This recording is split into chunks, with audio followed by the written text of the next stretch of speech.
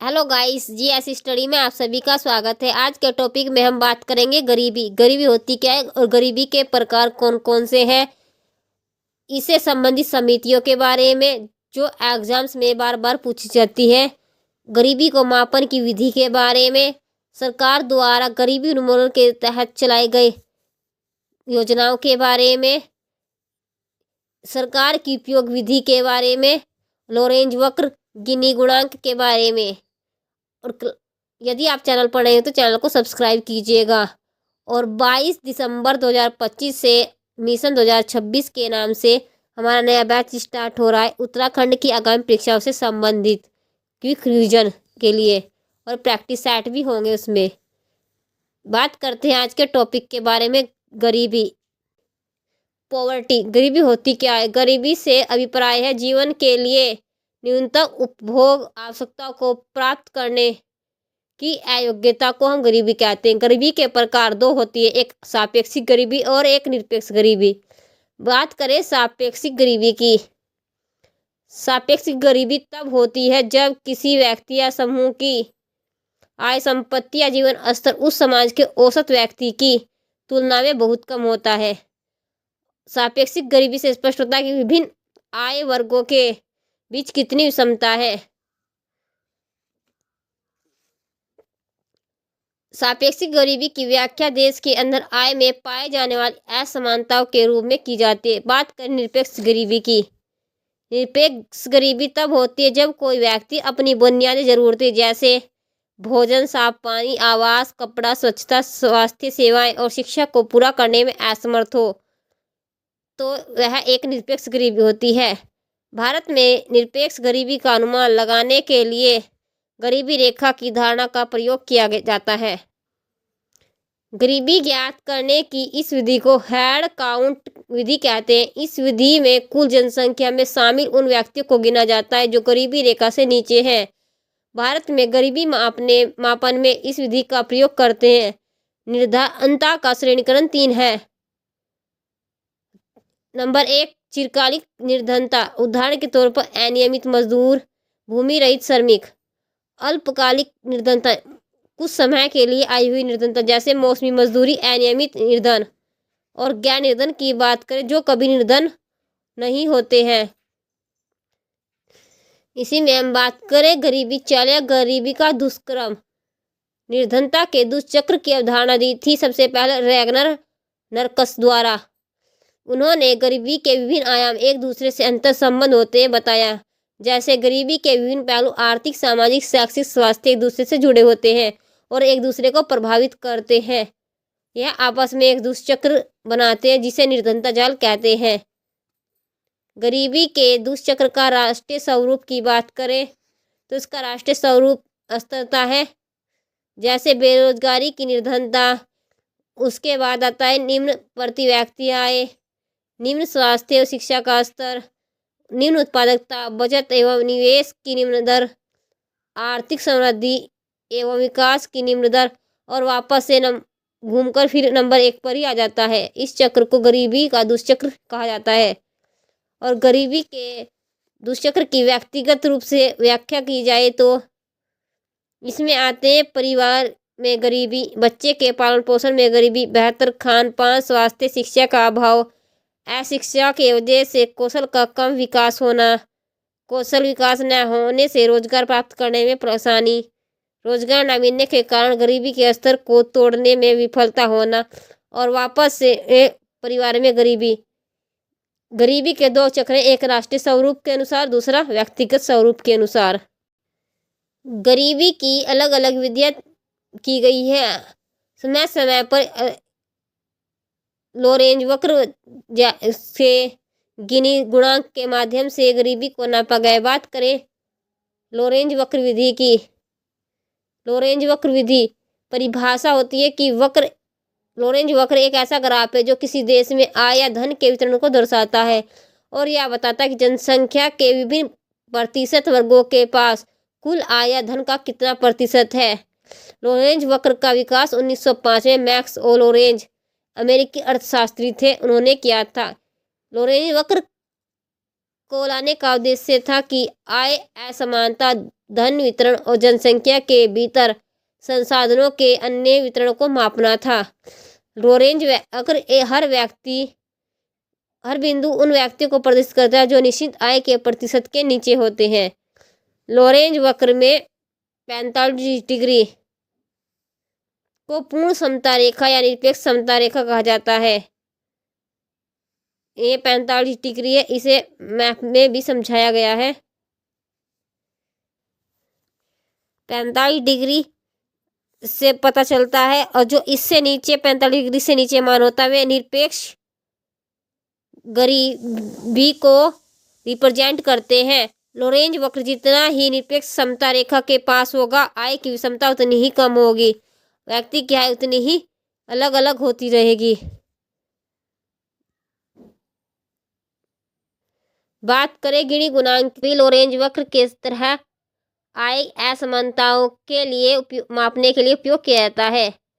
यह गुणांक भी किसी समाज या देश में आय या संपत्ति के वितरण की विषमताओं को मापता है। गिनी गुणांक का विकास किया था 1912 में कोरेडो गिनी इतालवी सांख्यिकीविद थे, और गिनी गुणांक को लाने का उद्देश्य था इनका यह दर्शाता है कि आय या संपत्ति का वितरण कितना असमान में। लोरेंज वक्र, लाफर वक्र और गिनी गुणांक, ये वक्र एग्जाम्स में बार बार पूछे जाते हैं कि किससे संबंधित है, क्या इनकी विशेषता, किसने इन्हें विकसित किया। यह आय के वितरण की विषमता की माप की सबसे प्रचलित विधि है गिनी गुणांक, जो आय के प्रत्येक युग्म के बीच आय अंतर की माप करती है। गिनी गुणांक लोरेंज वक्र पर आधारित है, और इसमें लोरेंज वक्र और पूर्ण समता रेखा 45 डिग्री के बीच के क्षेत्रफल के आधार पर गणना की जाती है। लोरेंज वक्र में जो 45 डिग्री है, इसके बीच जो आते हैं उनकी गणना की जाती है, और 45 डिग्री से जो नीचे होते हैं उनकी आय की विषमताएं होती है। गिनी गुणांक का अधिकतम मान 1 के बराबर होगा तथा न्यूनतम मान 0 के बराबर होगा। गिनी गुणांक में यदि 100 से गुणा कर दे तो हम गिनी सूचकांक प्राप्त कर सकते हैं, और इसी में आता है हमारा वैश्विक बहुआयामी गरीबी इंडेक्स MPI। एग्जाम्स में इसकी अवधारणा किसने की, इसके आयाम क्या थे, सूचकांक क्या थे। प्रीवियस ईयर एग्जाम्स में भी इस टॉपिक से प्रश्न आया था उत्तराखंड के PCS में। वैश्विक बहुआयामी गरीबी इंडेक्स होती क्या है, व्यक्ति जो है अपनी बुनियादी आवश्यकताओं को पूरा करने में सक्षम नहीं होता, उसे कहते हैं बहुआयामी गरीबी, जैसे रोटी, कपड़ा, मकान, शिक्षा, स्वास्थ्य। इसकी अवधारणा दी थी सबीना एल्कायर एवं जेम्स फोस्टर ने। 2010 से वैश्विक बहुआयामी गरीबी इंडेक्स को यूनाइटेड नेशन डेवलपमेंट प्रोग्राम तथा ऑक्सफोर्ड ह्यूमन विकास इनिशिएटिव दोनों ने मिलकर MPI यानी कि वैश्विक बहुआयामी गरीबी इंडेक्स को प्रमोट शुरुआत की। वैश्विक बहुआयामी निर्धनता सूचकांक में मानव विकास को प्रतिबंधित करने वाले 3 आयाम होते हैं, और उन 3 आयाम के 10 सूचकांक होते हैं। आयाम बात करें 3 आयाम कौन कौन से, स्वास्थ्य, शिक्षा, जीवन स्तर। और इसी में आयाम के में हम सूचकांक की बात करें तो शिशु मृत्यु दर, पोषण, शिक्षा में बात करते नामांकित शिशु का नामांकन, स्कूली शिक्षा। जीवन स्तर में बात करते संपत्ति, ईंधन आपूर्ति, आवास, विद्युत, जल आपूर्ति और शौचालय। प्रीवियस एग्जाम्स में इंडेक्स सूचकांक दिए गए थे, बताना था कि कौन सा सूचकांक आयाम में संबंधित, वैश्विक आयाम से संबंधित नहीं है। बात करें भारत में गरीबी मापन से संबंधित समितियां। भारत में गरीबी मापन से समय समय पर अनेक समितियां आई है, उनकी रिपोर्ट भी प्रस्तुत की है और उनकी क्या अवधारणाएं रही हैं। भारत में गरीबी के निर्धारण हेतु राष्ट्रीय प्रतिदर सर्वेक्षण कार्यालय NSSO एक मुख्य संस्था है जो भारत में गरीबी का निर्धारण करती है। भारत में गरीबी को मापने के खर्च अथवा उपयोग विधि का प्रयोग किया जाता है। अगर एग्जाम से ये पूछा जाए कि भारत में किस विधि का प्रयोग करते हैं गरीबी को मापने में, तो उपयोग विधि समिति है डॉक्टर वाई के अलग समिति।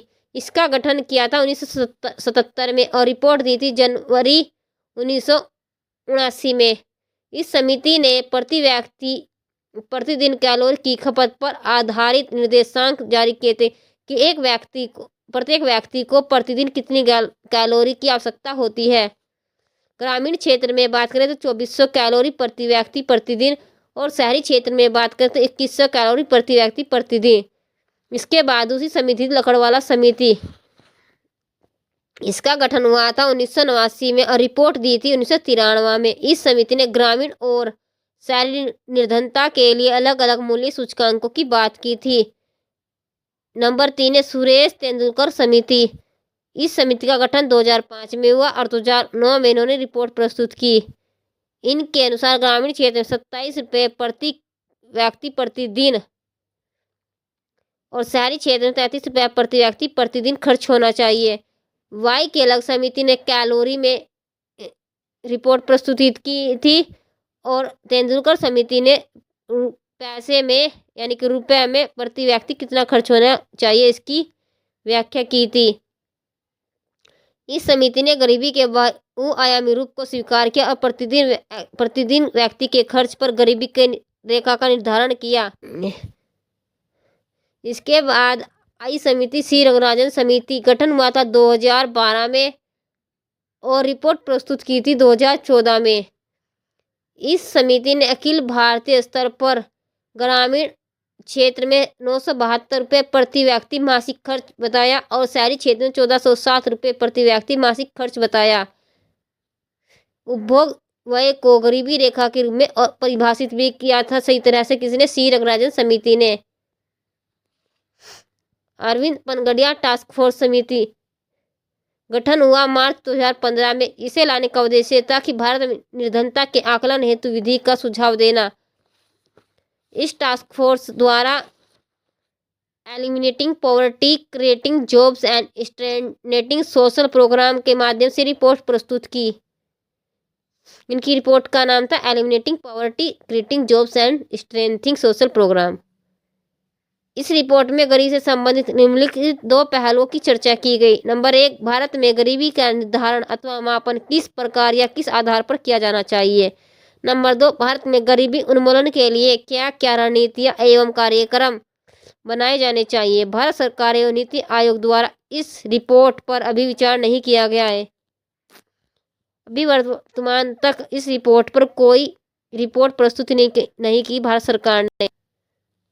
हाल ही में आई रिपोर्ट के अनुसार 2012 से वित्तीय वर्ष 2012-13 से वित्तीय वर्ष 2022-23 के बीच 269 मिलियन व्यक्ति गरीबी से बाहर आए हैं। रिपोर्ट के अनुसार गरीबी रेखा निर्धारण हेतु प्रयोग विधि आंकड़ों के एकत्रीकरण के लिए विभिन्न विधियों का भी प्रयोग किया गया।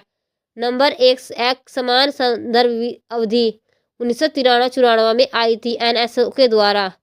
दूसरी विधि थी मिश्रित संदर्भ अवधि, वर्ष था 1999 से 2000, एनएसओ के द्वारा ही जारी की गई। इसमें उपभोग की 5 निम्न बारंबारता वाली वस्तुओं को रखा गया: कपड़े, जूते, टिकाऊ सामान, शिक्षा और संस्थागत स्वास्थ्यगत व्यय। 30 दिनों में उपभोग की ये सभी वस्तुएं अन्यों को माप की श्रेणी में रखा गया। तीसरी थी संशोधित मिश्रित अर्थव्यवस्था, एनएसओ द्वारा ही 2009 से 10 और 2011 से 12 की अवधि के बीच इसे अपनाया गया। 30 दिन के बजाय इसमें 7 दिनों की अवधि को रखा गया। बात करें गरीबी निवारण के लिए 3 दृष्टिकोण थे। स्वतंत्रता के बाद भारत में सरकार ने देश में निर्धनता के निवारण के 3 दृष्टिकोण अपनाए। नंबर 1, संवर्धित आधारित दृष्टिकोण। नंबर 2, निर्धनता उन्मूलन कार्यक्रम। नंबर 3, निर्धन वर्ग की न्यूनतम जरूरतों को पूरा करना। समय समय पर निर्धनता उन्मूलन हेतु सरकार द्वारा चलाई गई योजनाओं के बारे में बात करें। प्रधानमंत्री उज्ज्वला योजना, बीपीएल परिवार की महिलाओं को एलपीजी कनेक्शन देना। यह योजना मई 2016 में शुरू की गई थी। दूसरा चरण इसका आया था अगस्त 2021 में यूपी के महोबा से और क्रियान्वयन इसको जो नोडल एजेंसी क्रियान्वयन करी थी पेट्रोलियम प्राकृतिक गैस मंत्रालय के द्वारा। दूसरी योजना है दीनदयाल उपाध्याय ग्रामीण कौशल योजना, 25 सितंबर 2014। इससे पहले भी भारत में कई निर्धन योजनाएं आई है। इस योजना में गरीब परिवार के 15 से 35 वर्ष के ग्रामीण युवाओं को रोजगार प्रदान करना था।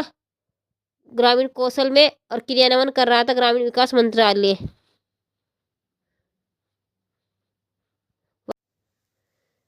बात करें दीनदयाल उपाध्याय अंत्योदय योजना, जो वर्तमान में भी जारी है।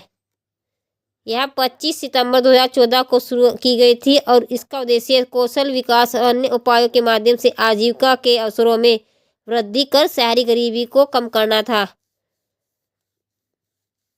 गाइस, वीडियो पसंद आई तो वीडियो को लाइक करना, चैनल को सब्सक्राइब करना, अपने दोस्तों के साथ शेयर करना। Thank you.